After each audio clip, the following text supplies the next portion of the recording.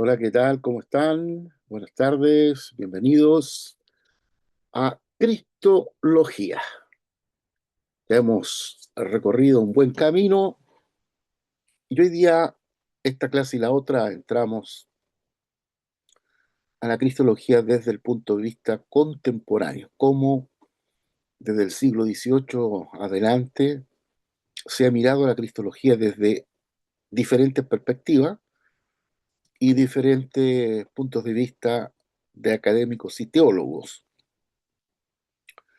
Y evidentemente que, y lo hemos dicho en algunas clases, la cristología desde el punto de vista ascendente o descendente siempre ha marcado de alguna manera en un periodo de la historia más la divinidad que la humanidad y en otro periodo más la divinidad que la humanidad. Pero esta es la tensión, el Jesús divino versus el Jesús humano. Algunos lo han querido ver como dos personajes totalmente separados, independientes. Pero recordamos la declaración de Calcedonia, Concilio de Calcedonia, 451, que determina eh, las dos naturalezas en una sola persona. Verdaderamente Dios, verdaderamente hombre, en una persona. Y eso nos hace pensar que una de las polémicas de los últimos años, de los últimos 200 años, ha sido el Cristo histórico, ¿no? Este Jesús que está registrado en la historia, que lo registran historiadores romanos, historiadores judíos, como un personaje que existió, que vivió, que murió, eh, eh, rodeado de ciertas situaciones, de ciertos contextos, y esto nos permite mirar contextualmente hoy día los desafíos que hay, ya que estamos en una época de mucho pluralismo religioso, como de muchas espiritualidades.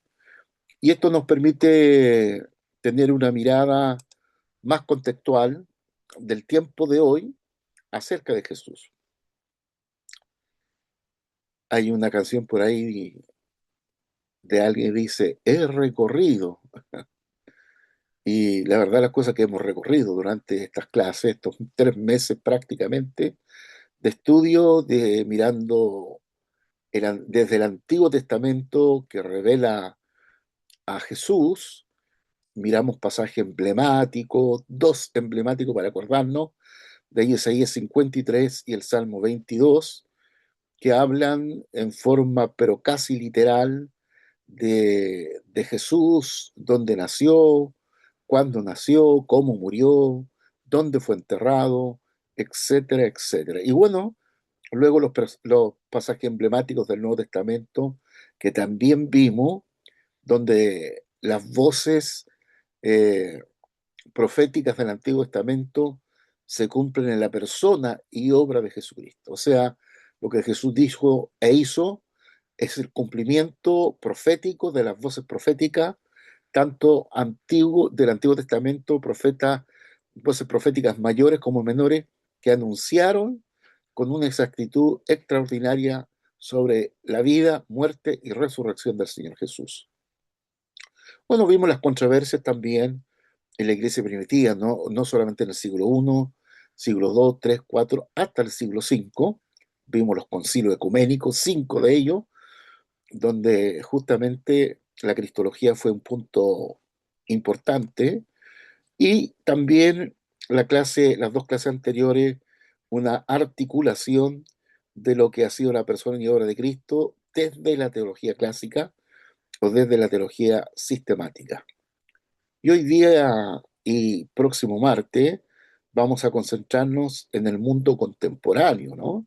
Los nuevos desafíos, las cristologías contextuales y la fe apostólica viva va a ser nuestro foco y nuestro enfoque.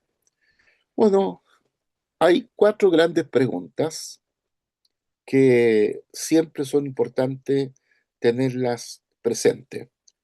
con respecto al Jesús histórico que han intentado construir los eruditos modernos? Es una buena pregunta para pensarla, reflexionarla, porque evidentemente que para muchos Jesús es un constructo teológico de Pablo, ¿no? Pablo construye a este personaje, lo hace un sujeto teológico, más que fuera más que fuera Dios o que fuera Dios hombre en una persona. Y las cristologías contextuales de varios teólogos conocidísimos acerca de liberación, el planteamiento de Asia, de África, cómo se ve desde el punto de vista de la teología asiática a Jesús o desde el punto de vista de la teología africana, eh, cuál es la mirada que hay acerca del Cristo histórico. Y dentro de este contexto de un pluralismo religioso, Jesús es el único Salvador en un mundo pluralista. Lo que planteamos nosotros, Jesús es el único Salvador. No es así para otros movimientos religiosos, grupos religiosos. Plantean de otra manera la soteriología, o sea, la salvación, y el sotere otro también, el Salvador, que les vamos a dar un pantallazo, porque evidentemente estas clases no se puede profundizar tanto, porque si no serían de 3, 4 o más horas. Y por supuesto, una aplicación práctica acerca de identidad, de ética, de oración y misión cristiana el día de hoy. Filipenses 3:8, Pablo hablando, haciendo esta comparación entre lo que él es y lo que ha logrado y el conocimiento de Cristo, Pablo dice, y ciertamente aún estimo todas las cosas como pérdida por la excelencia del conocimiento de Cristo Jesús, mi Señor. Todo lo que he logrado, para decirlo en el buen chileno, todo lo que he logrado, todo lo que voy a lograr, absolutamente todo, comparado con la excelencia del conocimiento de Cristo Jesús, mi Señor, no existe parangón, no hay comparación. Y yo creo que aprendemos todos nosotros de Pablo, ¿no? Porque de repente tener un título ahí universitario o teológico o algún grado académico o alguna posición social, cultural o económica, eh, parece que eso nos cambia el corazón a los chilenos, ¿no? De repente alguien que fue, y yo lo pienso cuando en mi tiempo que trabajé en las mineras, la minera escondida, que de repente llegaban personas comunes y corrientes, y en la medida que se le iba dando una responsabilidad mayor o un grado mayor de maestro primera, eh, capataz o supervisor, ya el cambio producía un cambio en la persona que al último ya no te miraba igual, no te trataba igual. Ese exitismo que tenemos, no sé si solo los chilenos, los latinoamericanos, que no nos hace bien. Y creo que el apóstol Pablo, su planteamiento, la máxima de vida, nos hace bien entender que no importa lo que logremos, no importa la posición, no importa la cultura, no importa nada comparado con la excelencia del conocimiento de Jesús o Cristo Jesús, no hay comparación. Y eso debemos tenerlo absolutamente con claridad. Bueno, la cristología no es solo un cúmulo de doctrina o un cúmulo de tópicos doctrinales acerca de Jesús, del Verbo encarnado, para que nosotros la estudiemos o la debatamos con otros que piensan diferente o piensan igual, como los arrianos, como los docetistas, etcétera, modernos, contemporáneos. Arrianos contemporáneos serían los testigos de Jehová, ¿cierto? Y algunos grupos de nueva era que no creen o no creyeron en el Jesús humano, el Jesús histórico. Bueno, si no una realidad para ser vivida, o sea, no solo el estudio de la cristología es un estudio de un cúmulo de doctrina o tópico, sino que la estudiamos para ser vivido, para conocer más profundamente a Jesús en su ser y también en sus obras. Ahora, Cristo no es un objeto de investigación académica, como algunos piensan, como algunos que lo consideran como un sujeto teológico que Pablo lo construyó, lo deconstruyó para volver a construir un sujeto teológico. Bueno, Jesús para nosotros, por lo menos para este curso, es mucho más que un objeto de investigación, sino el Señor viviente a quien conocemos, amamos y servimos. Por supuesto que es mucho más que un objeto de investigación. De tal manera que este es el marco desde el que abordamos todos los debates contemporáneos, no como un sujeto de investigación, que lo es, no como un sujeto teológico solamente, que lo es, sino como el Señor de señores y Rey de reyes. Bueno, la búsqueda del Jesús histórico. Y cuando hablamos del Jesús histórico, estamos hablando del Jesús humano, ¿no? Desde esa perspectiva. Y desde esa perspectiva, la ilustración que nos plantean los eruditos de todo el mundo han intentado reconstruir el Jesús real, ¿m? Al Jesús real. Detrás de los textos evangélicos, de papiros, descubrimiento arqueológico, etcétera, de los mismos documentos de Qumran que son prácticamente más del Antiguo Testamento que del Nuevo, pero también habían documentos en griego, no solo en hebreo o arameo. Eh, lo que intenta este capítulo, esta clase, es examinar sus métodos, ¿ya? Las propuestas y los límites, evidentemente, porque estamos mirando desde nuestra perspectiva antropológica, humana, y tenemos límites, por supuesto. Es lo primero que hay que considerar, y Pablo así lo consideró, ¿no? El texto más emblemático que el apóstol Pablo escribe en los Filipenses es cuando dice, yo no pretendo haberlo alcanzado todo. O sea, Pablo entiende y conoce los límites que todos nosotros tenemos, límites que podemos eh, sin duda correrlos lo máximo que pueda desde el punto de vista cognitivo, del punto de vista del entendimiento, pero va a llegar un momento en que hasta ahí llegamos, hasta ahí chocamos. No, nuestra cabeza, nuestro cerebro no da para más, ¿ah? No da para más. Ahora, ¿por qué buscamos al Jesús histórico desde el punto de vista contemporáneo? ¿Ah?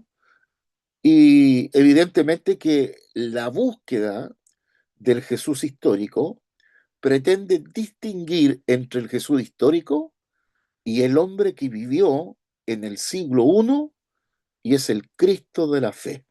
Fíjese esta dialéctica entre el Cristo histórico y el Cristo de la fe, ¿no?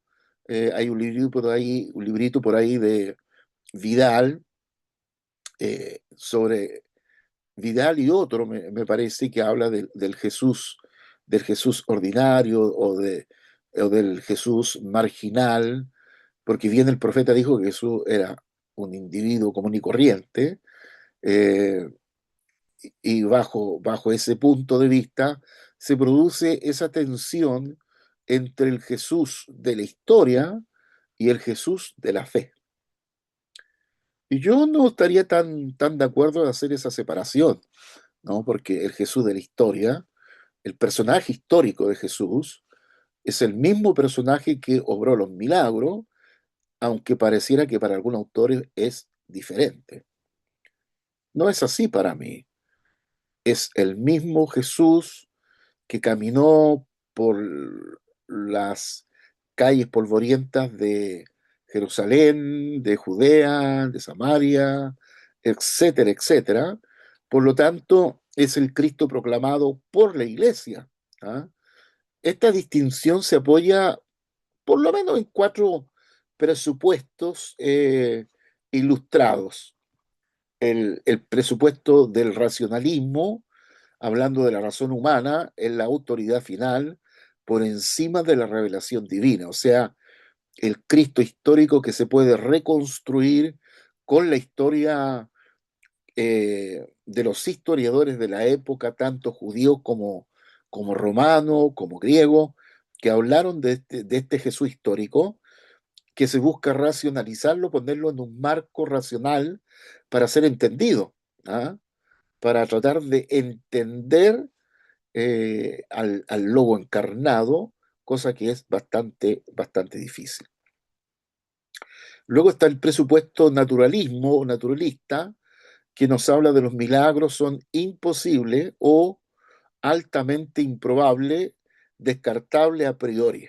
O sea, aquellos que consideran que todos estos milagros o las señales, los prodigios que vemos en los evangelios y en otras partes de las escrituras, no realmente los ignoran o los consideran que es una manera de la época del siglo I para hablar de algo que está fuera de lo normal, pero que no es sobrenatural.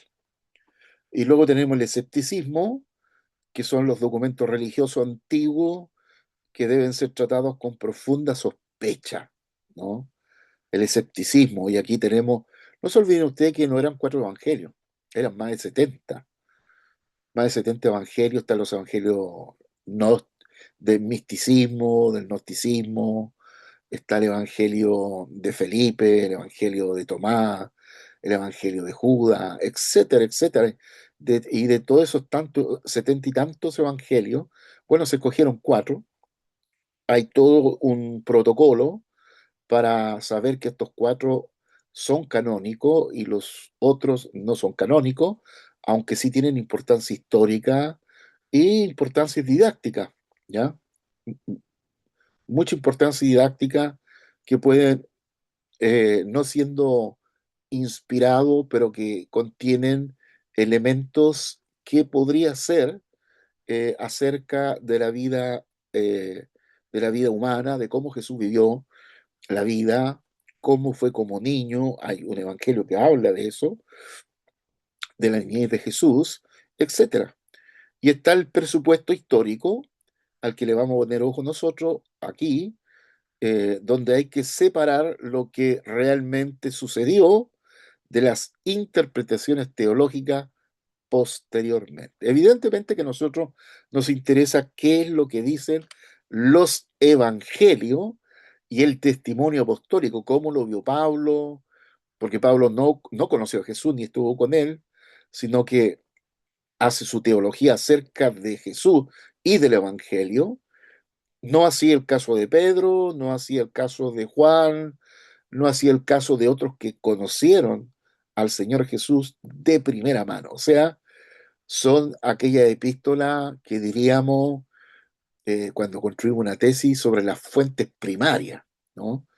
Los escritos de Pedro, los escritos pedrinos, los escritos jaónicos, el caso de Juan, sus epístolas, son escritos o fuentes primarias porque estos estuvieron con Jesús, ¿no? El caso de Judas, hermano de Jesús, el caso de Santiago, hermano de Jesús, etcétera. Sin embargo, Pablo, que no lo conoció y no vivió con él, tiene una mirada bastante más teológica acerca de el Señor Jesús, no deja de ser importante, importantísima, y evidentemente que el testimonio apostólico nos interesa tener esa mirada de los apóstoles que no conocieron a Jesús, pero que sí tuvieron una revelación de él, como el caso de Pablo camino a Damasco. Ahora, la primera búsqueda que se produce en la historia es del siglo XIX. Los eruditos de la época, fundamentalmente liberales, ¿no?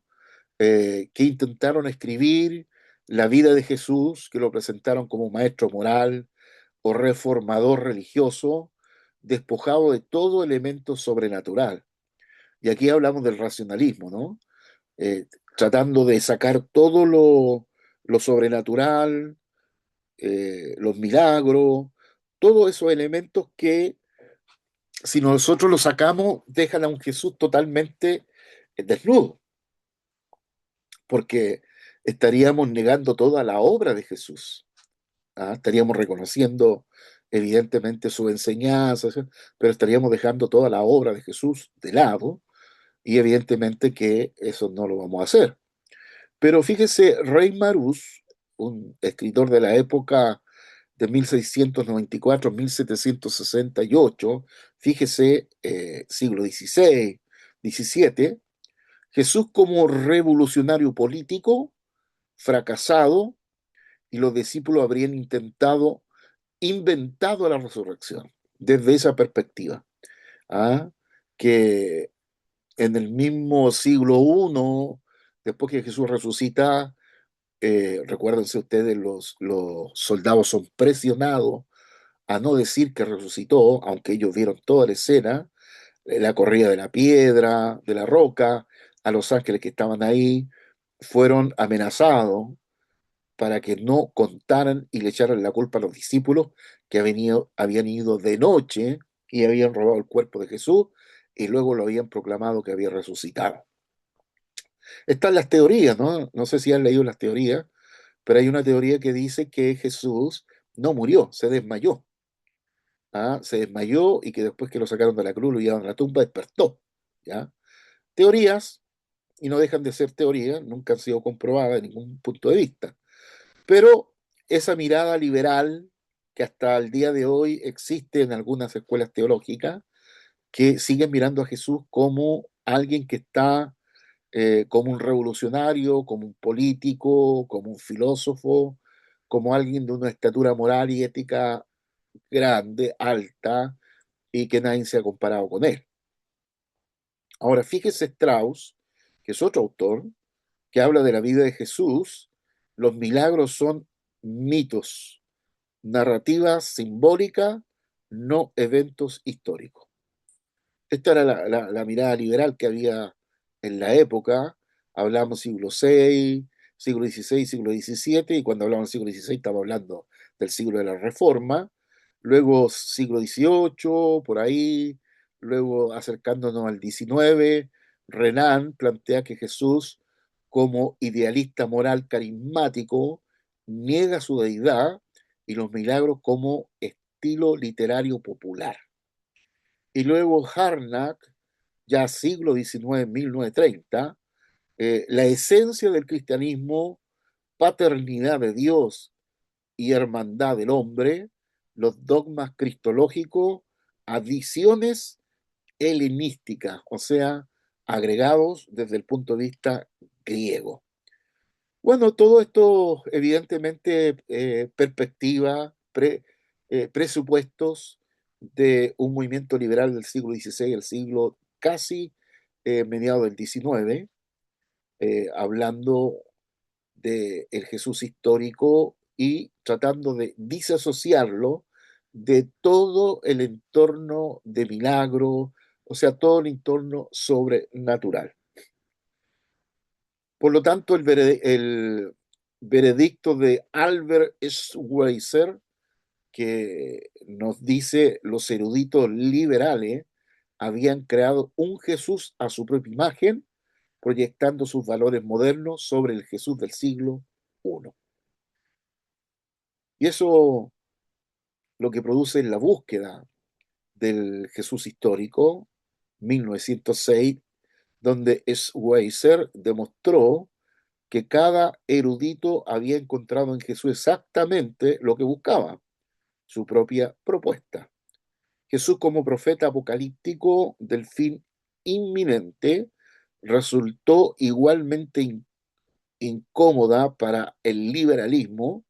Tras su crítica, la primera búsqueda se derrumbó. O sea, los primeros autores que acabamos de mirar, que intentaron separar al Jesús histórico del Cristo de la fe o del Cristo de los milagros, no prosperó tanto esa mirada en ese periodo. Ahora, la nueva búsqueda a mediados del siglo XX, o sea, siglo recién pasado, tenemos un autor muy famoso que es Rudolf Bultmann, también alemán, siglo XVIII, siglo XIX, 1976, que dice los evangelios son principalmente querigma, o sea, prédica, ¿ah? Un querigma teológico con escasa información histórica fiable. Propone la desmitologización, reinterpretar los milagros, resurrección y ascensión en clave existencial moderna. O sea, Bullman lo que está planteando a la luz de el conocimiento que se tiene en la época para aplicar cierta metodología a cierto, fundamentalmente, objetos históricos para ver la fidelidad, la veracidad de estos objetos. El planteamiento de Bullman es que los evangelios o Jesús fue fundamental y esencialmente querigmático teológico, o sea, alguien que se dedicó a enseñar, a hablar, a discursiar, más que a otro tipo de cosas. Y para poder lograr eso, para poder obtener el querigma teológico, hay que, y este es el concepto que acuña Bullman, que es desmitologización, o sea, sacar todos los mitos, los milagros, todo lo que es sobrenatural, todo lo que sale del límite de lo natural, de lo antropo, para que sacando todo eso, entonces va a quedar el querigma teológico, va a quedar la esencia de lo que es el Jesús histórico. Este es un planteamiento teológico hasta el día de hoy, ¿no? Hasta el día de hoy un montón de gente no cree en los milagros, cree que los milagros, la expulsión de demonios, todo ese tipo de cosas que hoy día lo tiene que ver la medicina tradicional, la medicina científica y, y cuánto se llama separar a Jesús de todo aquello. Por eso que textos como Marcos 16 y final y estas señales seguirán a los que creen en mí, echarán fuera demonios, etcétera, etcétera, los ponen en términos pasados, pretéricos, como algo que ocurrió, como algo que Jesús le dijo a sus discípulos, a los apóstoles, y cuando los apóstoles murieron, murió toda esta cosa, y el día de hoy no se dan las sanidades, no se dan los milagros, no se da nada de aquello que Bullman dice que hay que desmitologización de la persona del querigma teológico. Evidentemente que nosotros seguimos creyendo en el Jesús no solo histórico, sino en el Jesús de los milagros, en el Cristo de la fe, el Cristo de los milagros. Y estos autores, la mayoría son alemanes, ¿no? De la escuela alemana, que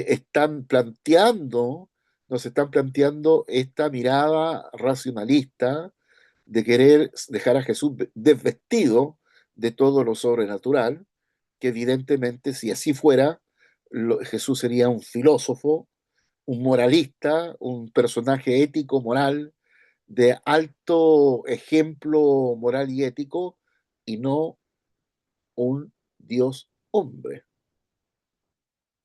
Por eso que Kasseman o Borkaman y otros argumentaron que, aunque no podemos escribir una biografía completa, sí podemos conocer hechos históricos sobre Jesús y que existe continuidad entre el Jesús histórico y el Cristo proclamado. Estos desarrollaron criterios de autenticidad para identificar dichos y acciones genuinas. Yo creo que aquí lo que hay que ver es que muchos de estos autores, yo considero que eran bien intencionados.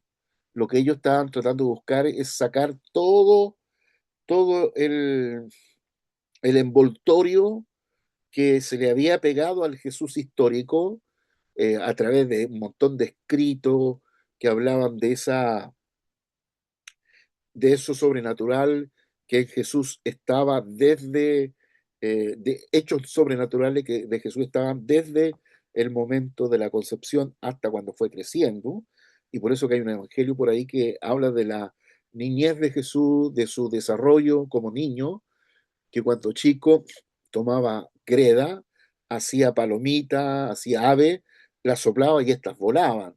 Entonces, estos autores están planteando que hay que sacar toda esa maraña de superstición para que al sacarla toda podamos tener al Jesús verdadero, al Jesús histórico, libre de toda esa superstición que muchas veces se le agregó al Señor Jesús.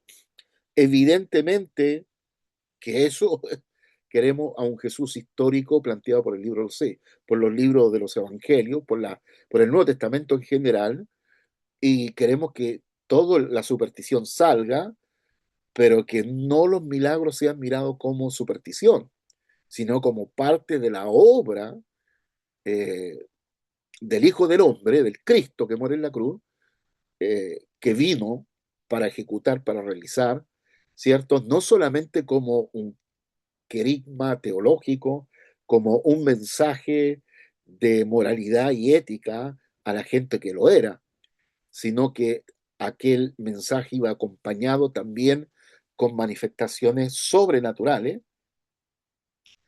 y evidentemente que esas no pueden ser, o sea, no podemos desvestir a Jesús para vestir a otro santo con aquellas cosas. Ahora, ¿cuáles son los criterios de autenticidad? Bueno, la nueva búsqueda, siglo XX, estamos mirando, desarrolló criterios metodológicos para discernir qué material evangélico podría ser históricamente auténtico. Y tenemos el auténtico si es diferente tanto del judaísmo contemporáneo como de la iglesia primitiva, que es de semejanza. La atestación múltiple, más probablemente si aparece en múltiples fuentes independientes, Marco, la fuente Q, Pablo, Juan. ¿No? No sé si saben, pero la fuente Q es la fuente donde algunos autores liberales plantean que los evangelios fueron escritos desde esta fuente. O sea que los evangelios, Marco, Mateo, Lucas, tenían esta fuente, la fuente Q, que hablaba de Jesús, que hablaba de su obra, sus milagros, etcétera, y estos tomaron ese libro y escribieron sus evangelios. Esto es una teoría, como las tantas teorías que ocurren sobre el Antiguo Testamento. Se acordarán del Antiguo Testamento la, la forma documentaria que dice que Moisés escribió de documentos que ya estaban escritos, la fuente sacerdotal, la fuente yavista, la fuente elogista, etcétera, etcétera, que estas fuentes ya estaban y Moisés las leyó y desde ahí escribió el antiguo o la Torá, escribió la ley. Estas son teorías, teorías, y evidentemente que siempre nosotros vamos a querer la autenticidad del Jesús en el cual hemos puesto nuestra fe. La otra, la coherencia, que es auténtico, si es coherente con otros dichos ya establecidos como auténticos. Y la vergüenza, auténtico, si habría resultado embarazoso para la iglesia primitiva, por ejemplo, el bautismo de Jesús. O sea, ha habido algunas acciones en la historia, desde el siglo XVI hasta el siglo XX, que son dos olas de movimiento de buscar ese Jesús histórico, ponerlo ahí en el microscopio para analizarlo, para estudiarlo, sacando todo el aparato supersticioso que está en torno de Jesús. Ahora, el criterio de semejanza, que es el primero que vimos, ha sido criticado. Produce un Jesús desconectado tanto del judaísmo como del cristianismo primitivo, lo cual es históricamente implausible. Evidentemente, cuando uno estudia al Jesús histórico, al Jesús del siglo I, este Jesús del siglo I está conectado con su religión, que es el judaísmo. está conectado con su ambiente cultural, la cultura judía, está conectado con sus tradiciones, es el Jesús judío, es un hecho, aunque en la historia se ha tratado de separar a Jesús judío para convertirlo en un Jesús cristiano, ¿no? Jesús es cristiano, Jesús nunca fue cristiano, Jesús fue judío, vivió las tradiciones judías, practicó la Torá, eh, respetó la Torá, respetó las fiestas, respetó la cultura judía de su siglo, de su época, porque Jesús no transgredió la ley nunca, siempre la respetó, aunque fue acusado de eso, de transgredir la ley, pero Jesús fue un judío del siglo I y desde esa perspectiva también requiere que nosotros lo estudiemos, lo investiguemos.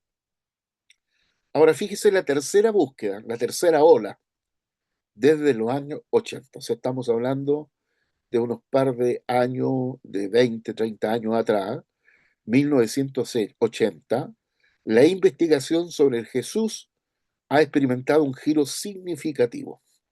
Mayor confianza en la historicidad de los evangelios y énfasis renovado en el contexto del judaísmo del segundo templo. Y eso tenemos que tenerlo con meridiana claridad. Bueno, las inquietudes que se van produciendo fundamentalmente eh, unos par de años atrás, ya tenemos tres olas sobre esta investigación y búsqueda del Jesús histórico. Y claro, lógico, hoy día tenemos muchos más elementos para probar si los documentos son fehacientes o no, ¿no?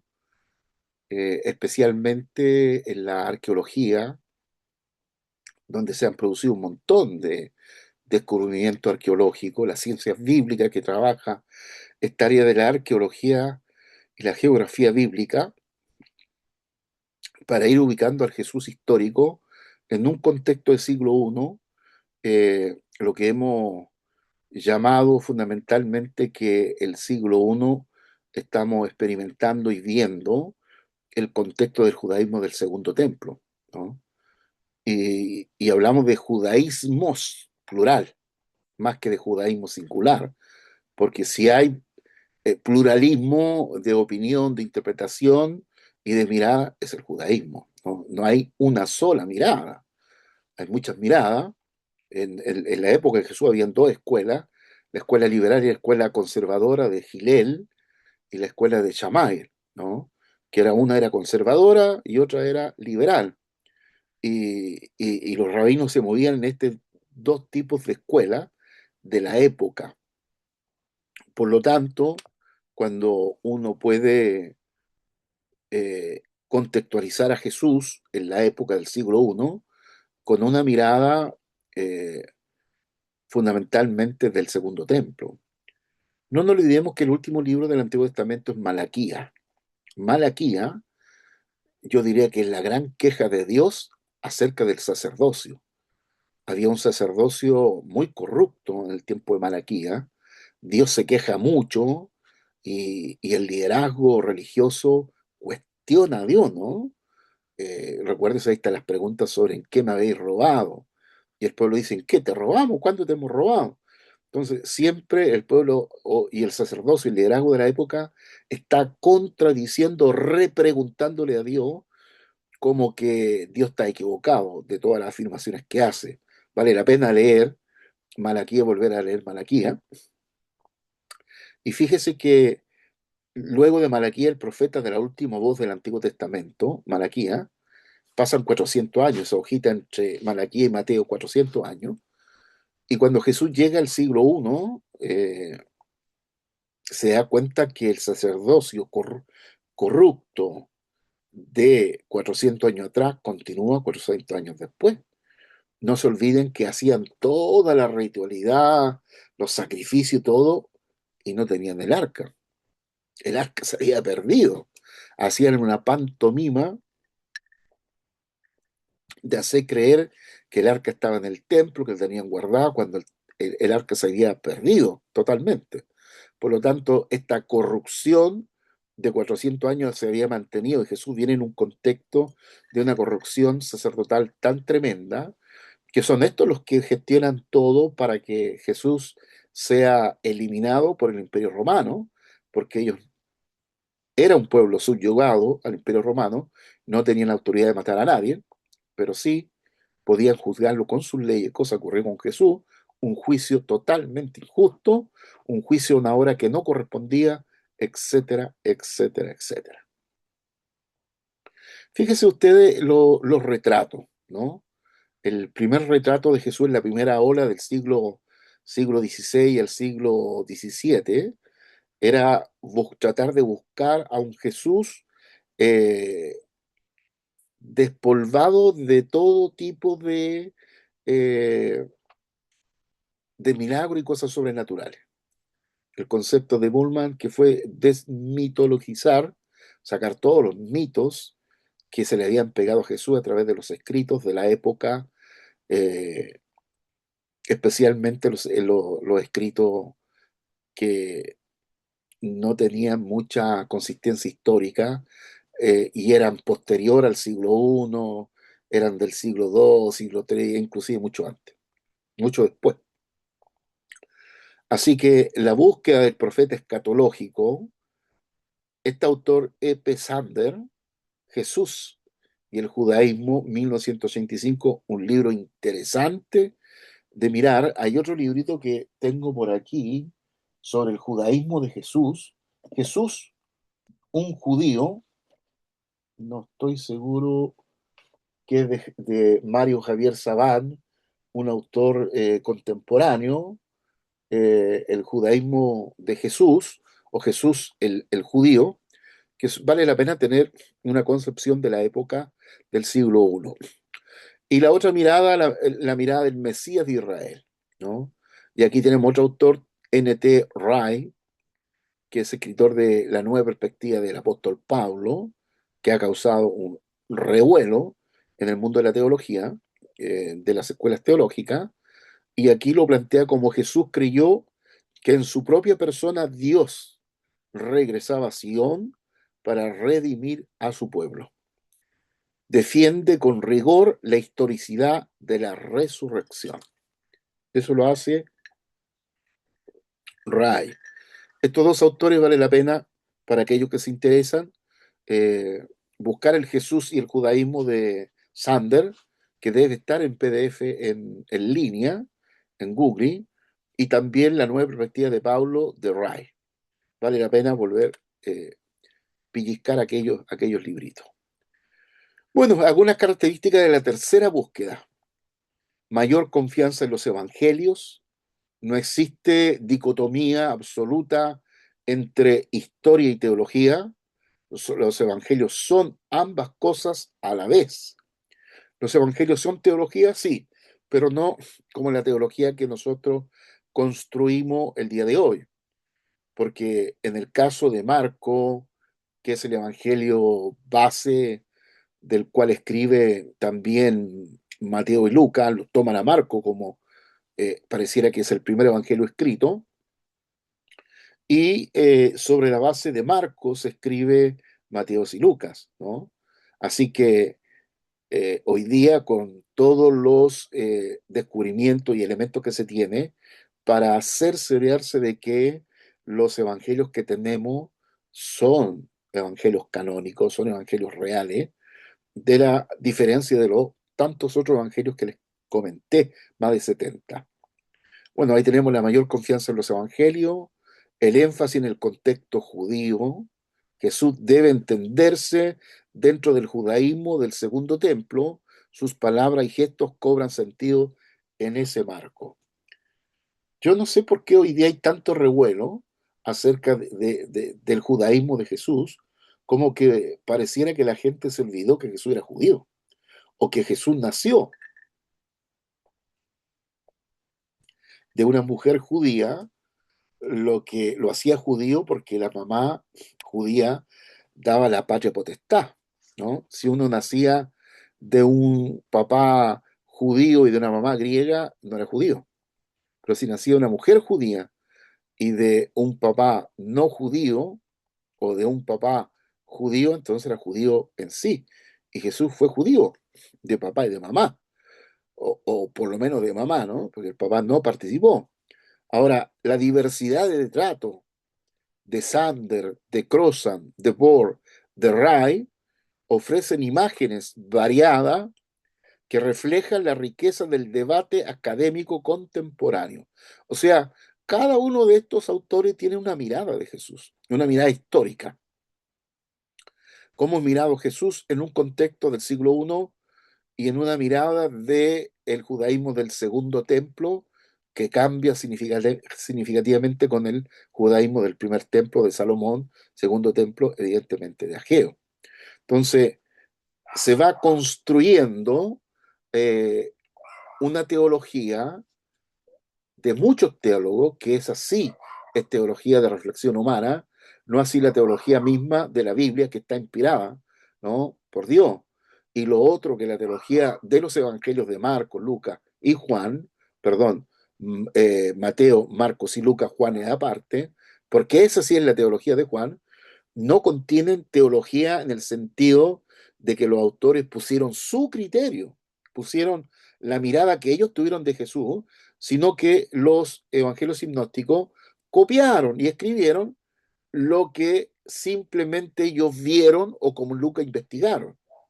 No es la apreciación personal de Marco acerca de Jesús o de Mateo o de Lucas, sino que ellos escribieron y estamparon. Posiblemente Marco, dicen los estudiosos, que el Evangelio de Marcos son las prédicas de Pedro, porque Marcos fue un siervo de Pedro, colaboró, ayudó, acompañó a Pedro en muchos viajes, y pareciera que Pedro en sus sermones hablaba tanto de Jesús que Marco escribió, porque Marco simplemente obvia poner la genealogía, la descendencia de Jesús como Mateo y Lucas, que le interesan a ellos poner, pero a Marco no le interesa. Marco derechamente escribe sobre las obras de Jesús, cómo Jesús sanó, liberó, cómo Jesús llevó adelante ese ministerio. Entonces, si en la época tenemos por lo menos cuatro miradas, la mirada de Mateo, que lo mira como el rey de los judíos, la mirada de Marco, que lo mira como el siervo, ¿no? Yo no he venido a ser servido, sino a servir, la mirada de Lucas, que lo mira como el hombre perfecto, pues la genealogía nace desde Adán, y la de Mateo es desde Abraham, y la mirada de Juan, ¿ah? Juan escribe su escrito 20, 30, 31 o 21, 30, 31, cuando dice, yo he escrito estas cosas para que vosotros creáis que Jesús es el Hijo de Dios. O sea, tenemos cuatro evangelios, cuatro miradas de cuatro perspectivas diferentes de la misma persona, en este caso de Jesús. Ahora, ¿cuál es la evaluación evangélica de esta búsqueda? Recuérdense, ya vamos en la tercera ola de la búsqueda del Jesús histórico. Bueno, el rechazo del naturalismo, a priori, si Dios es soberano sobre la creación, los milagros son posibles. No hay razón filosófica para descartarlos antes de examinar la evidencia. Y luego, afirmación de la fiabilidad histórica. Los evangelios fueron escritos dentro de la generación de testigos oculares, contienen detalles precisos y han sido transmitidos fielmente. Historia y teología no se excluyen. El rechazo de la dicotomía Jesús-Cristo, el Jesús histórico y el Cristo de la fe son el mismo. Es lo que decíamos al principio. Los apóstoles no inventaron su deidad, la reconocieron en el hombre que conocieron y trataron. Y uso positivo de la investigación histórica, la arqueología, el estudio del contexto judío y la crítica textual enriquecen nuestra comprensión sin comprometer la enseñanza, la ortodoxia. O sea, fíjense la evaluación. ¿Ah? Por un lado, se rechaza el naturalismo a priori, ¿cierto? Que quiere negar todo, todo aquello sobrenatural, se afirma la fiabilidad histórica. Jesús sí pasó, vivió, murió y para nosotros pronto volverá en un contexto de tierra judía del primer siglo del judaísmo segundo templo, el rechazo de la dicotomía como que Jesús es una cosa y Cristo es otra, los dos son lo mismo, y un uso positivo de la investigación histórica que lo que hace es enriquecer nuestra mirada del Jesús histórico, la investigación, la arqueología y todo lo que hoy día ocurre. Ahora, los evangelios son documentos teológicos, pero también son historia. No podemos separar al Jesús de la historia del Cristo de la fe sin distorsionar a ambos.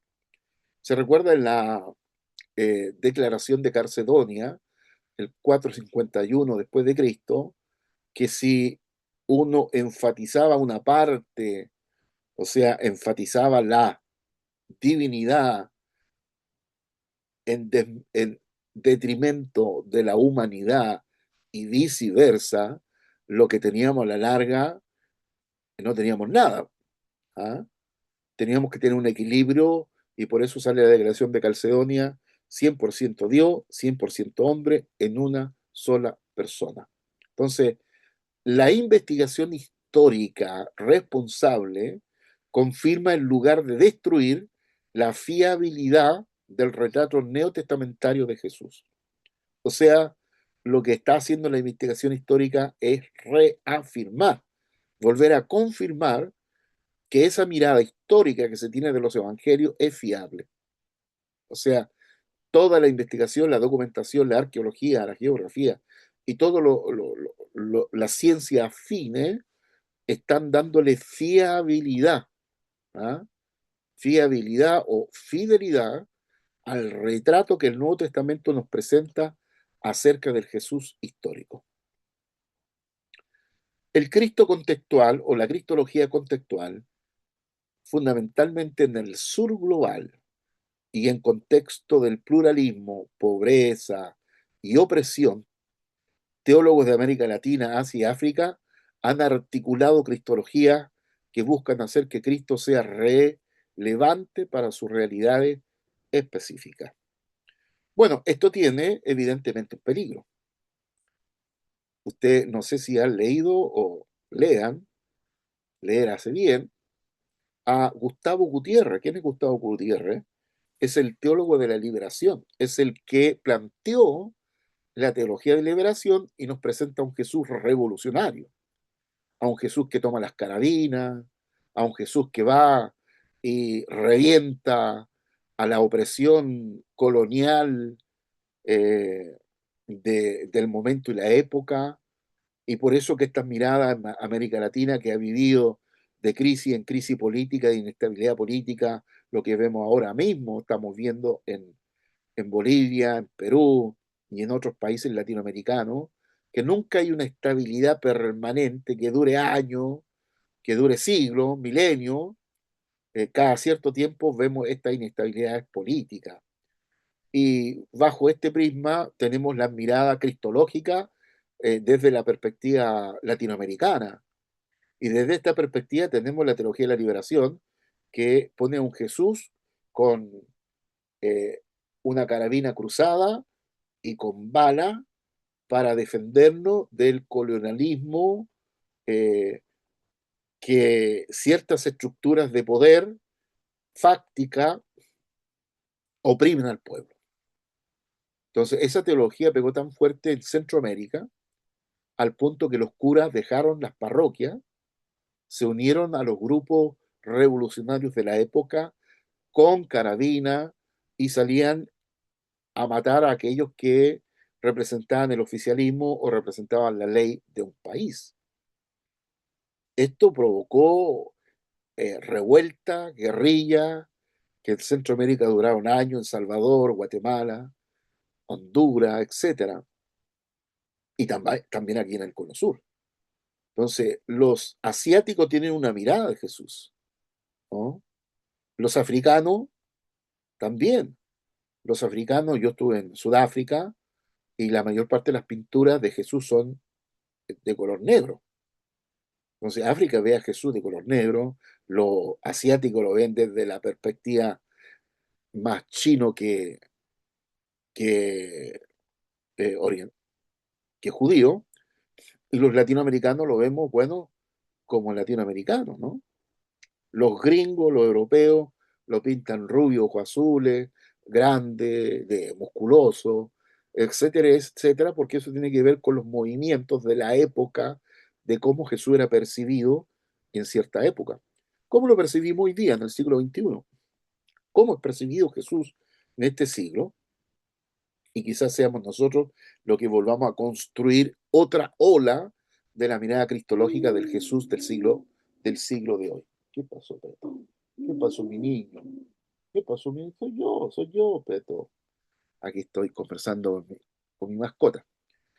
¿Qué son las cristologías contextuales?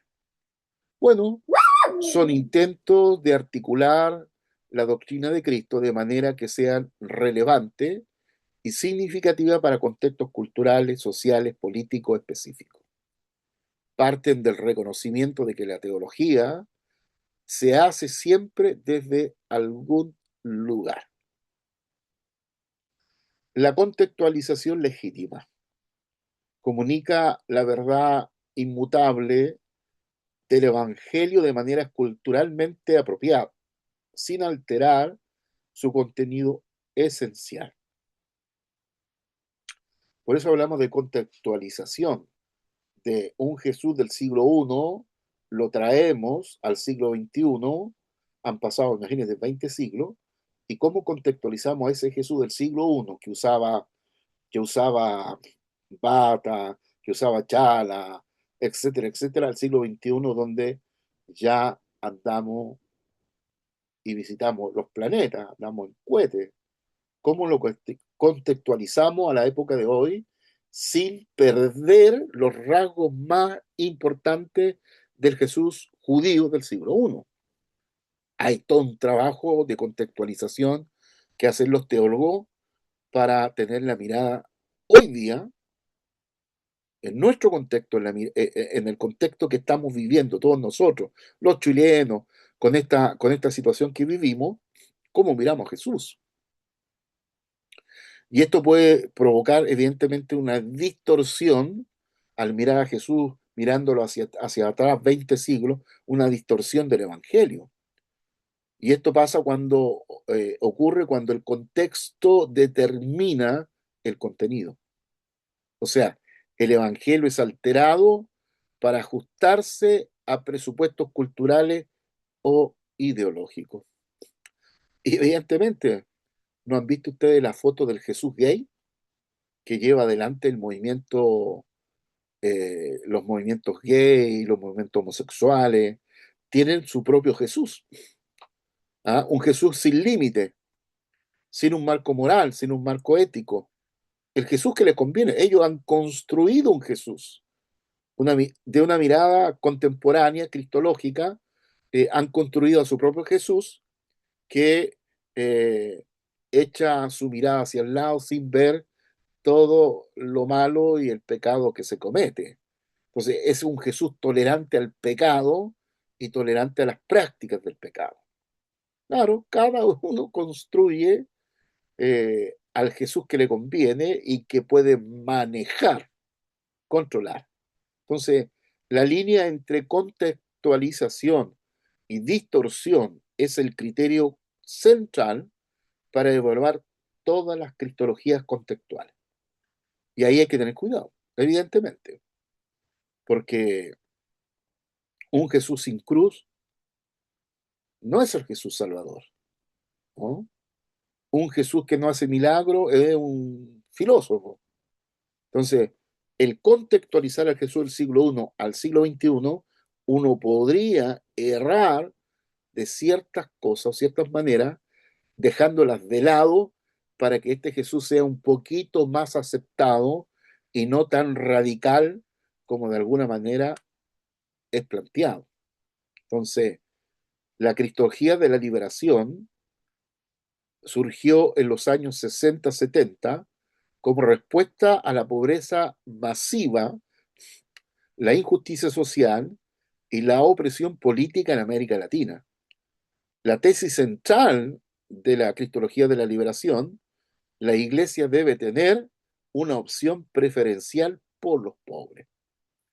Y digámoslo derechamente, hoy día los pobres, si alguna vez los pobres fueron el sujeto de revoluciones, hoy día los pobres son el objeto. O sea, son un objeto político, se usa la pobreza, se usa a los pobres, o la expresión pueblo. La expresión pueblo que pasa a ser más una expresión política que una expresión antropológica o sociológica.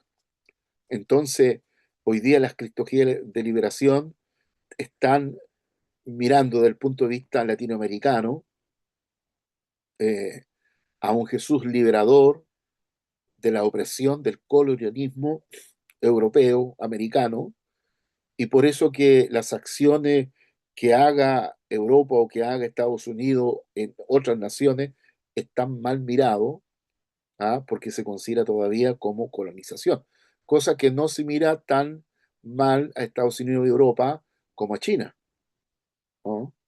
Porque evidentemente que hay pensamiento ideológico y, y de alguna manera China está colonizándonos desde la economía. Antes llegaban barcos, se imponían, mataban a todos los hombres, violaban a todas las mujeres para que los siguientes hijos fueran todos del pueblo que había conquistado. O sea, mestizos, que era la manera como algunos pueblos, como los vikingos y otros, tenían su forma de conquistar, matar a todos los hombres y violar a todas las mujeres y hacerles hijos mestizos, como una manera de conquista. Bueno, sin duda que no tenemos una América Latina libre, por lo menos de regímenes eh, de dictadura y cosas así, pero sí tenemos algún tipo de dictadura ideológica política de izquierda que están consumiendo algunas naciones latinoamericanas con este discurso de ser los guaripola o los voceros de la pobreza. Porque evidentemente que estos países a los que nos referimos, Cuba, Venezuela, Nicaragua, Corea del Norte, yo viví en Corea del Sur, sé lo que es Corea del Norte, y de verlo como países que están a favor del pueblo, a favor de los pobres, pero son ideologías que multiplican pobres. ¿Ah? Son los países donde más pobreza hay. Es es una paradoja filosófica y política. Bueno, dejamos ahí esa perspectiva. Seguimos entonces. Figuras clave de la teología de la liberación. Gustavo Gutiérrez, que yo le acababa de mencionar, este cura peruano, chiquitito, así que me llegaba prácticamente casi a la cintura, muy chiquitito, pero un tipo inteligente como él solo, ¿no? Padre fundador en la teología de la liberación del 71, argumentó que la salvación incluye la liberación de las estructuras de opresión económica y política. Fíjese que desde aquí se apoyan los movimientos gay, movimientos feministas, todos estos movimientos se apoyan de la teología de la liberación, porque la teología de la liberación justamente parte de que no solamente un sistema, un sistema de gobierno oprime, sino son las estructuras, la estructura, por eso no se respetan, digamos, las estructuras legales establecidas de un Estado, de un gobierno, eh, porque se considera que son opresoras. ¿Ah? Se considera que las políticas económicas o ciertas políticas son opresoras de la libertad que deben tener los individuos. Y por eso que no es solamente un ir en contra de individuos, sino de instituciones. La base de aquello es justamente la teología de la liberación que en la época el Papa absolutamente criticó de la época, pero que el Papa anterior que acaba de morir le daba cierto paso a la teología de la liberación. Tenemos a John Sobrino, teólogo jesuita, en Jesucristo Libertador, presenta a Jesús como el liberador de los pobres y oprimidos desde la perspectiva de el Salvador, del Soter, del que salva. Y luego tenemos a Leonardo Boff, que vive, porque los otros dos están muertos.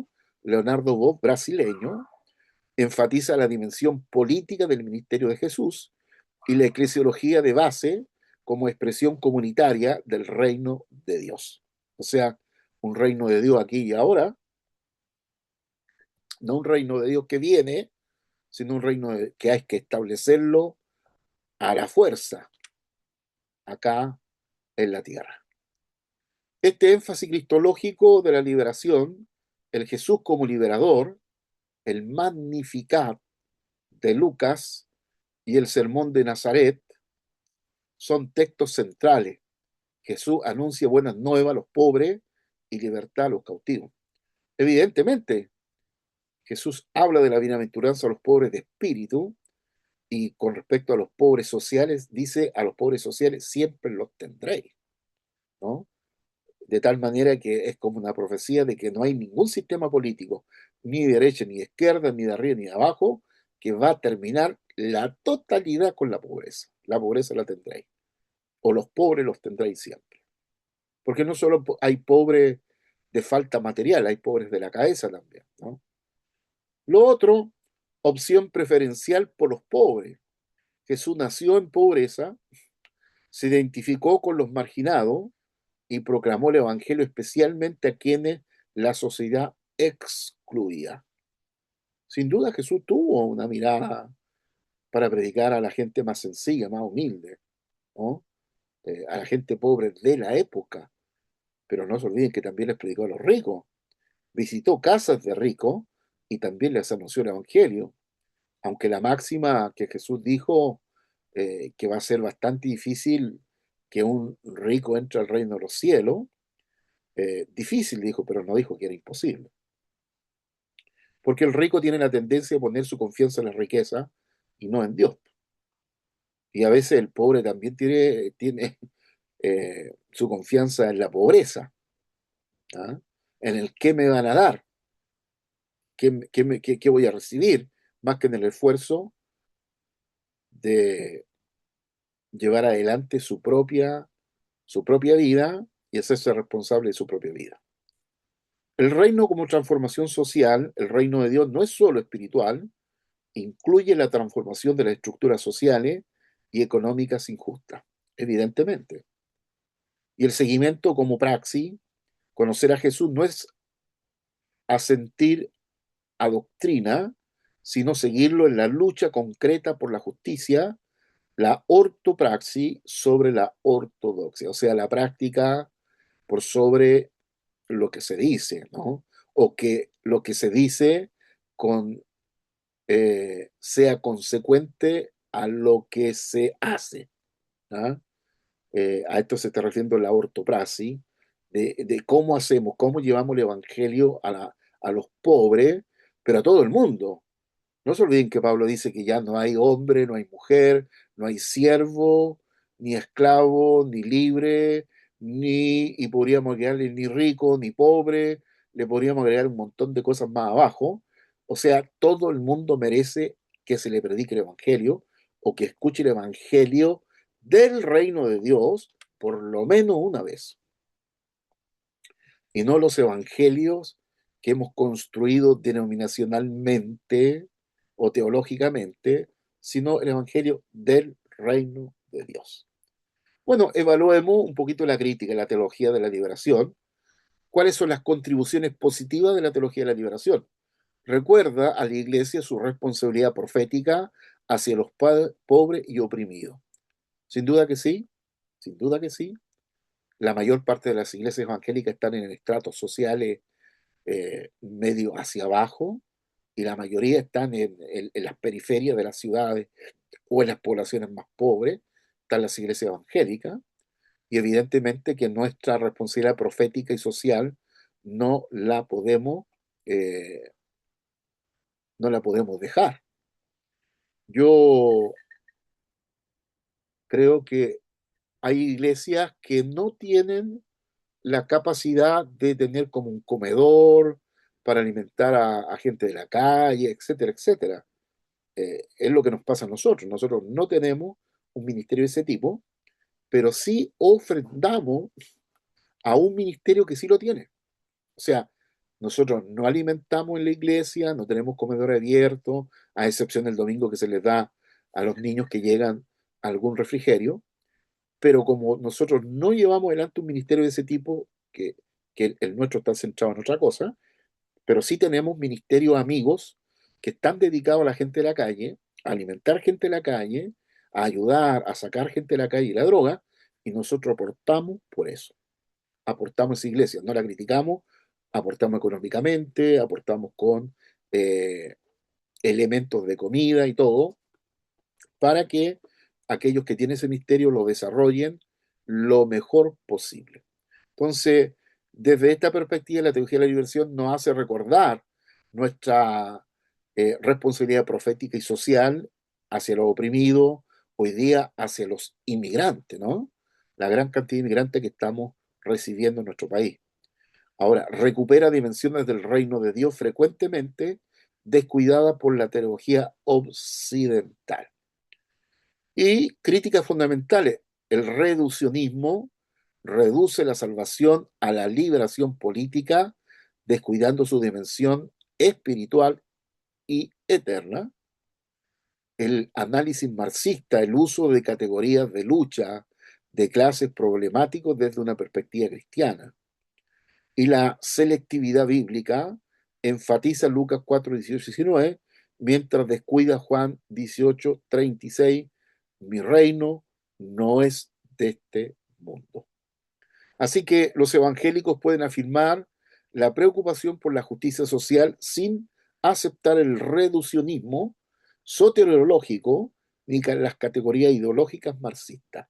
Evidentemente que sí, la preocupación por la pobreza, y para nosotros la iglesia sí tiene que ser el pobre un sujeto y no un objeto político que lo usamos para ganar votos o lo sacamos a protestar y a romper cosas para tratar de lograr que nuestra ideología se imponga por la fuerza y no por las ideas.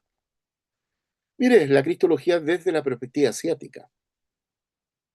Asia alberga la mayoría de las religiones del mundo y la mayoría de los pobres del planeta. O sea, 2.400 millones de pobres viven en la ventana que se ha llamado la ventana 1040, ¿ah? Donde vive la mayor cantidad de pobres. Y la cristología desde esa perspectiva, desde la asiática, cómo, no, cómo miran a Jesús los chinos, los coreanos, los japoneses, los filipinos, etcétera.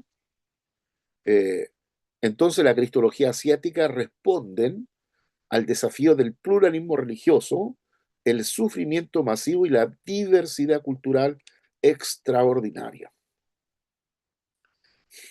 Porque fíjese que en Asia lo que no entró fuerte fue el catolicismo, el budismo, el hinduismo y las religiones japonesas y otras son fuertes. El, el cristianismo desde el punto de vista católico entró muy débil, el catolicismo muy bajo. Y luego, después de las guerras de Corea, Japón y todo, siglo XIX, principio del XIX adelante, entraron las misiones protestantes, especialmente los presbiterianos, los anglicanos, los luteranos, que por lo menos en Corea, la realidad coreana es que la iglesia presbiteriana, ellos no trabajaron en tener megas iglesias como la Asamblea de Dios, como la Bautista, como la Metodista, etcétera, etcétera, sino que trabajaron en iglesias que tuvieran entre 100 a 500 miembros, 100, 200, 300, 400, 500 miembros. Y si tú vas a Corea una noche, vas a ver las lucecitas, las cruces rojas repartidas por todo Seúl, son iglesias presbiterianas. Pero la Iglesia Presbiteriana también ha ido perdiendo cantidades, miles de miembros, porque la Iglesia Presbiteriana sigue siendo una iglesia reformada secesionista, que no cree que los dones están todavía funcionando. Así que los temas y figuras de la cristología asiática, el diálogo interreligioso, algunos presentan a Cristo en categorías religiosas asiáticas. Cristo como el avatar hindú, Cristo como el bodhisattva budista, y buscan puentes culturales para comunicar el Evangelio. El Cristo del sufrimiento, el Kosuke Koyama, Japón, usa imágenes asiáticas para un Cristo que sufre con los que sufren en medio de la pobreza, las guerras y los desastres naturales. Y la armonía cósmica, C.S. Song, en Taiwán, desarrolla una teología de la historia que ve a Dios obrando en las culturas asiáticas y a Cristo como restaurador de armonías cósmicas. O sea, el peligro mayor es el sincretismo, que Jesús pase a ser un Dios más entre tanto que hay en Asia. Ese es el gran peligro. O sea, mezclar el cristianismo con otras religiones de maneras que comprometan la unicidad y la exclusividad de Cristo como único mediador es un riesgo y un peligro que hay que tener cuidado. Fíjese usted la cristología negra o la cristología africana. ¿Ah? África posee una rica diversidad de cultura, religiones tradicionales y una historia marcada por el colonialismo. Colonialismo. La cristología africana busca articular a Cristo desde esa herencia cultural y espiritual propia. O sea, evaluemos entonces la cristología africana y asiática. La contribución genuina muestran cómo diferentes culturas pueden apreciar aspectos distintos de la persona y obra de Cristo y que la teología occidental puede haber descuidado. Guardar la unicidad de Cristo, la exclusividad de Cristo. Cristo no es un ancestro entre muchos, ni un avatar entre varios. Él es el único mediador entre Dios y los hombres. Esta afirmación no es negociable, pero es criticable en estos contextos. Y evitar el sincretismo, algunas prácticas de las religiones tradicionales son incomparables con el Evangelio. La contextualización legítima nunca compromete el contenido de la fe revelada. O sea, sin duda que pueden haber diferentes perspectivas del Jesús desde la perspectiva africana, del Jesús desde la perspectiva asiática, del Jesús desde la perspectiva latinoamericana, del Jesús desde la perspectiva europea o el Jesús desde los países de Norteamérica, como en el caso de Estados Unidos, México y Canadá. Pero lo que no es negociable es el contenido de la revelación de la fe en Cristo. O sea, las perspectivas pueden cambiar, las miradas pueden cambiar, lo que no puede cambiar es el contenido del Evangelio. Así que el pluralismo religioso y la unicidad de Cristo.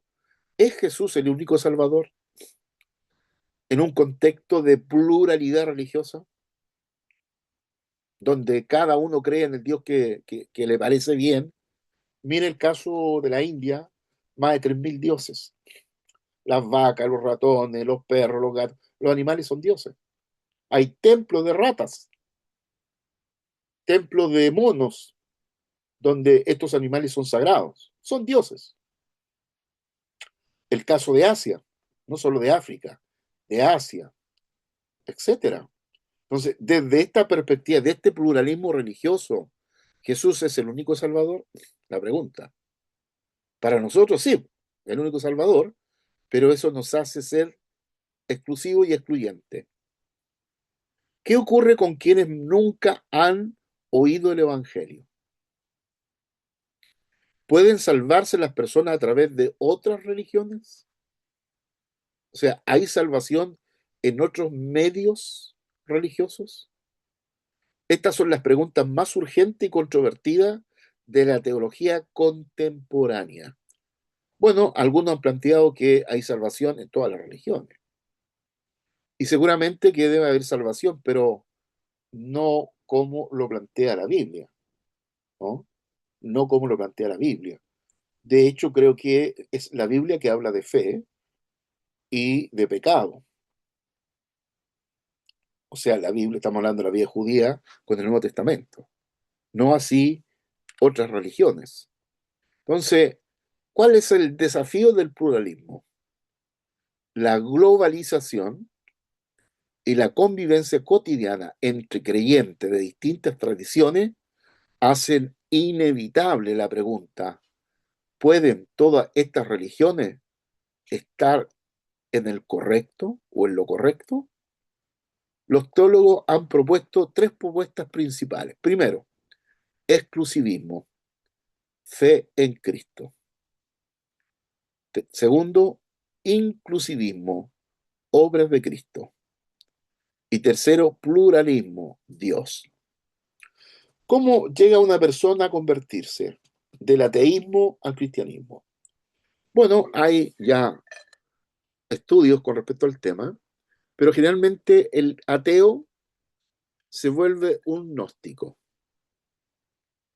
Perdón, un ateo pasa a ser pagano, de pagano pasa a ser gnóstico y de gnóstico pasa a ser creyente. O sea, los ateos tienen todas las posibilidades de llegar a Jesucristo. Ateo, pagano, que cree en todos los dioses, en todas las fuerzas, en todas las cosas, gnóstico, que cree que no es posible tener una experiencia directa con Dios, sino que es indirecta, el gnosticismo, y el cristianismo, donde pasa a tener una creencia exclusiva y excluyente del Dios de la Biblia. Pues de ese Dios hablamos, desde la Biblia. Ahora, el exclusivismo solo a través de Cristo. Por eso que estos diálogos interreligiosos con el Islam, con hinduismo, con budismo, etcétera, pasan a ser buenas intenciones. Porque si uno tiene una conversación interreligiosa en un ambiente interreligioso, donde convergen muchas creencias, muchos pensamientos, uno no puede ceder que solamente hay salvación en Cristo. ¿Sí? ¿Cómo conversamos con el Islam, o conversamos con el budismo, o conversamos con otras religiones pluralistas? Tendríamos que entregar la exclusividad de Cristo y decir que hay salvación en todas las religiones, como lo han hecho algunos postulantes de la política a ser presidente, algunos religiosos a ser presidente, que han dicho esto, que hay salvación en todas las religiones. Y nosotros planteamos el exclusivismo, evidentemente, solo Jesús, only Jesus.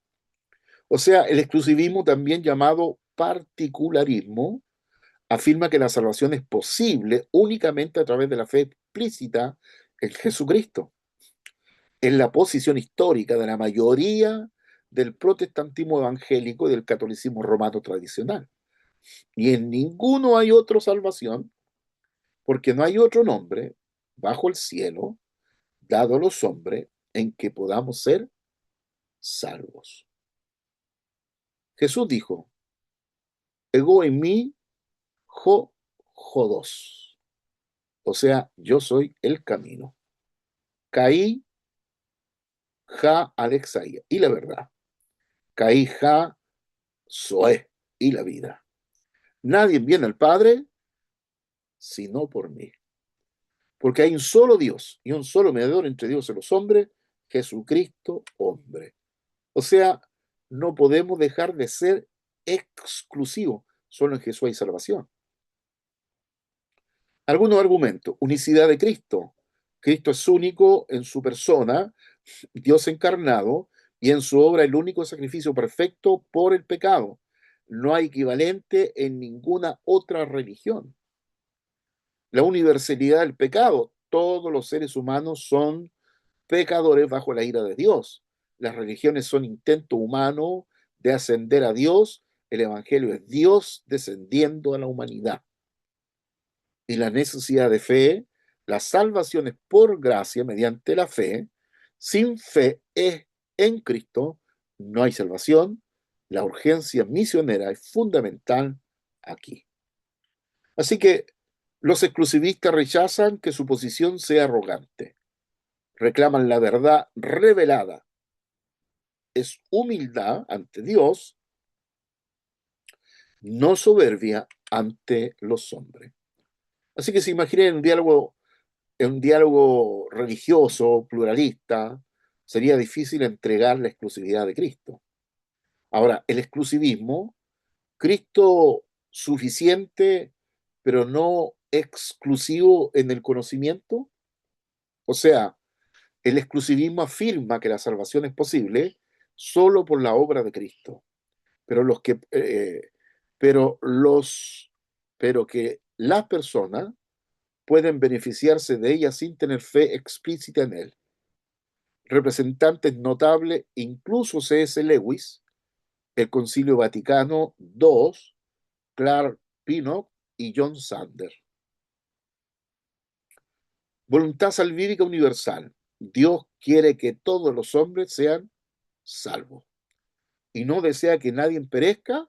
La amplitud de la gracia es una premisa exclusiva central. O sea, todos pueden venir a Cristo. Cristo murió por los pecados del mundo entero. Su obra tiene alcance potencialmente universal y no registrado a quienes le conocen explícitamente. Romanos 1 y 2 sugiere que Dios se ha revelado a todos en la creación y en la conciencia. Quizás quienes responden positivamente a esa luz son salvados por la obra de Cristo sin conocerlo. Abel, Abraham, David fueron salvados por la obra de Cristo sin conocimiento explícito de Jesús. No podría ocurrir lo mismo con personas de otra época y cultura. Es para dialogar, ¿no? Alguna crítica al inclusivismo. Debilita la urgencia misionera. O sea, si las personas pueden ser salvadas sin oír el Evangelio, ¿qué testifica, qué justifica sacrificar vida y recursos para proclamarlo? La lógica misionera se erosiona. Apoyo bíblico insuficiente. Los textos que hablan de la salvación enfatizan de manera consistente la necesidad de la fe explícita en Cristo. La analogía con los santos del Antiguo Testamento no es perfectamente paralela. Y el excesivo optimismo sobre las religiones. La Escritura presenta las religiones no cristianas como idolatría, no como camino alternativo hacia Dios. El exclusivismo tiende a suavizar este juicio bíblico. Pluralismo, muchos caminos a Dios, todos los caminos llegan a Roma. La posesión pluralista, todos, todas o muchos religiones son caminos igualmente válidos a Dios. Cristo es una revelación de Dios, no la revelación definitiva. El cristianismo es un camino, no el único. John Hicks propone una revolución copernicana. El lugar de Cristo es el centro, la realidad última, en el centro con todas las religiones orbitando alrededor. Paul Nitter aboga por un modelo pluralista desde el catolicismo progresista. ¿Cuáles son los argumentos? La diversidad religiosa refleja la voluntad de Dios. Todas las religiones apuntan a la misma realidad última. Afirmar que solo una religión es verdadera es arrogante e intolerante. Estas son las críticas. ¿Por qué el pluralismo es incompatible con el cristianismo? Bueno, porque contradice las palabras explícitas de Jesús. Nadie viene al Padre sino por mí. O esta afirmación es verdadera o Jesús estaba equivocado. Segundo, ignora contradicciones reales entre religiones. El cristianismo afirma que Dios es persona y trino, y el hinduismo Advaita afirma que la realidad última es impersonal. Es interesante, contradictorio. Es internamente contradictorio. El pluralismo dice que todas las religiones son igualmente válidas, pero la mayoría de ellas afirma ser exclusivamente verdadera. La contradicción. Y socava la evangelización. Si todos los caminos llevan a Dios, la gran comisión pierde su razón de ser.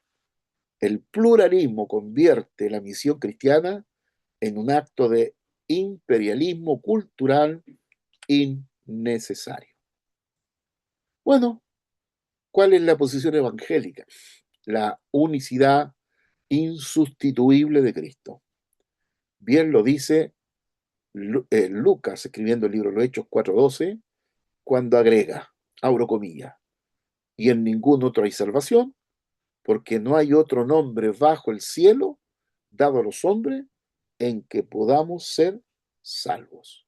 O sea, los evangélicos afirman el exclusivismo y rechazan el pluralismo con plena convicción bíblica y teológica.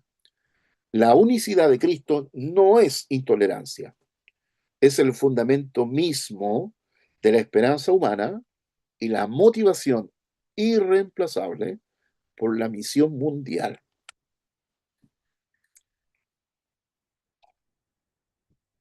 Ya que tenemos el cuadro comparativo de las tres posiciones, exclusivismo, inclusismo y pluralismo, que les dejo ahí para que las vean.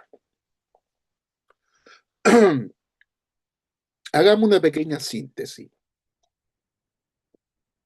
Lo que hemos aprendido. La búsqueda histórica, métodos críticos, límite y fiabilidad, la cristología contextual, aportes y límites desde liberación, Asia y África,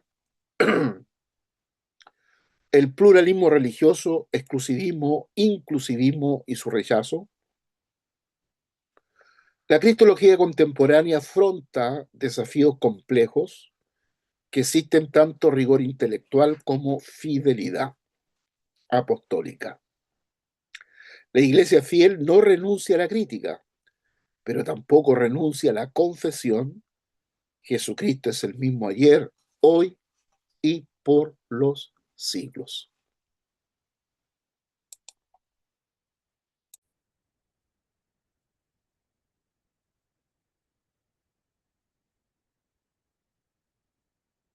La fe apostólica es una fe inmutable en medio de los debates, en medio de los 2000 años que llevamos.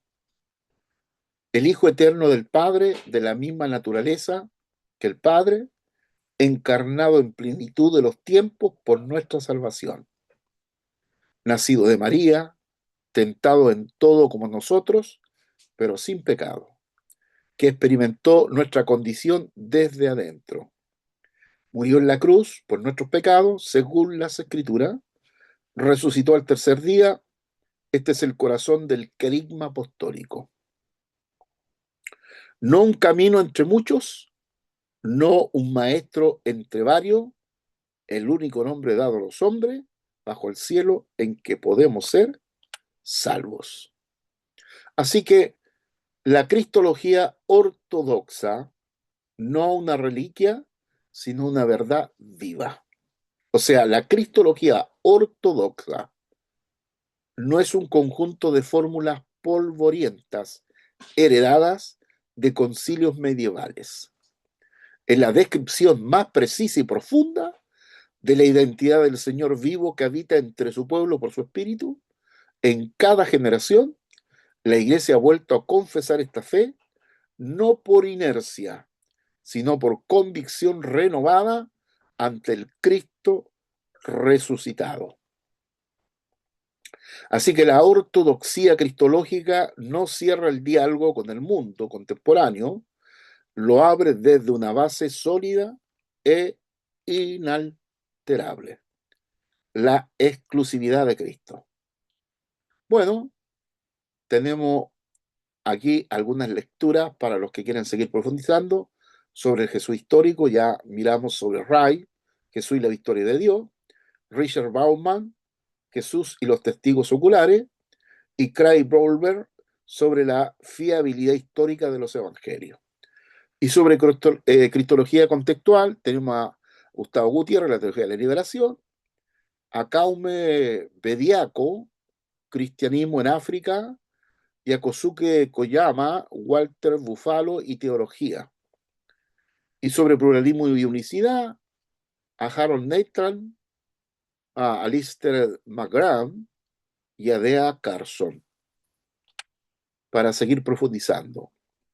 Y las preguntas para la reflexión y el debate, para los que están respondiendo las preguntas, sobre historicidad, ¿en qué sentido puede afirmarse que los evangelios son documentos históricos sin ignorar su naturaleza teológica? ¿Cómo respondería a alguien que separe radicalmente al Jesús histórico del Cristo de la fe? Contextualización. ¿Cuál es el límite entre contextualizar el Evangelio y distorsionarlo? ¿Cómo evaluaría la cristología de la liberación desde Filipenses 3? Y la unicidad de Cristo, ¿cómo afirmaría la unicidad salvífica de Cristo de manera amorosa y compasiva ante un amigo de otra religión? ¿Es el exclusivismo compatible con el respeto genuino del otro? Bueno, el próximo encuentro, que es el último de esta serie, de estos 3 meses de estudio, entonces en la segunda parte vamos a abordar la aplicación práctica de la cristología en la vida cristiana. Nuestra identidad en Cristo, quién soy yo, la luz de quién es Él, la ética cristológica, cómo transforma el señorío de Cristo en nuestras decisiones cotidianas, la adoración y la misión, cómo responde la iglesia de Cristo vivo con alabanza y testimonio, y el Cristo ayer, hoy y por los siglos. Así que la cristología no es una doctrina del pasado, es el conocimiento del Señor vivo que transforma identidades, comunidad y culturas enteras. Cada debate que hemos examinado invita a una respuesta personal. ¿Quién dices tú que soy yo? Jesucristo es el mismo ayer, hoy y por los siglos. Y una nota final para el estudiante. El estudio académico de la cristología tiene su lugar y su valor, pero nunca puede sustituir al conocimiento personal del Cristo viviente. Los debates que hemos revisado, la búsqueda histórica, la cristología contextual y el pluralismo, muestran que la figura de Jesús sigue siendo ineludible, inquietante y fascinante para la humanidad. La tarea del teólogo fiel es ayudar a que otros la conozcan, no solo como objeto de estudio, sino como Señor y Salvador. Y esta es la vida eterna, que te conozcan a ti, el único Dios verdadero, y a Jesucristo, a quien has enviado. Muy bien, nuestro resumen de estas 6 clases, de esta clase, que es la primera parte, sobre la búsqueda del Jesús histórico. ¿Ah? 3 búsquedas sucesivas. Schweitzer demolió la primera, la tercera ofrece herramientas útiles, y los evangélicos rechazan el naturalismo y afirman la unidad, unicidad de Jesús histórico y el Cristo de la fe. Las cristologías contextuales aportan valiosos desde América Latina, Asia y África. El criterio de la evaluación comunica la verdad inmutable del Evangelio a la distorsionada para ajustarse al contexto. Y el exclusivismo en la posición bíblica y evangélica. El pluralismo contradice las palabras de Cristo ignora las diferencias reales entre religiones y destruye la motivación misionera. Bien, mis queridos hermanos, hemos llegado al fin de la clase y les motivo a seguir estudiando y a repasar el manual juntamente con la clase de hoy, que en un ratito más estarán en el WhatsApp de académico, en donde los pastores podrán enviarles.